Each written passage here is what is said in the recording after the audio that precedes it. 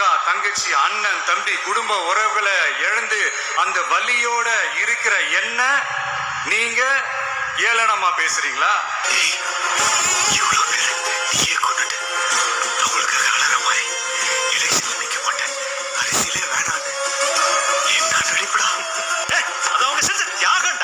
இப்படி ஒரு சம்பவம் நடந்துருச்சு.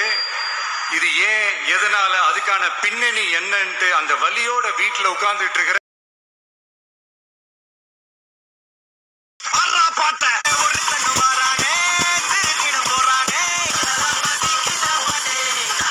ஓடி ஒளிஞ்சிட்டான் வர சொல்றீங்களா? என்ன உண்மையை சொன்னா எரியுதா?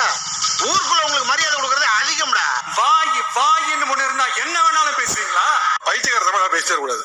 நானும் பார்த்துட்டு இருக்க பைத்தியம் மாதிரி பேசுறீங்க. மக்களே, நான் உங்களையே கேட்கிறேன். அன்னைக்கு அத்தனை கிரௌட் இருந்துச்சு. அந்த கிரௌடுக்கு தகுந்த மாதிரி போலீஸ் பாதுகாப்பு கொடுத்தாங்களா? முதல்ல போலீஸ் டிபார்ட்மெண்ட்டுக்கு என்னுடைய மனமார்ந்த நன்றிகள்.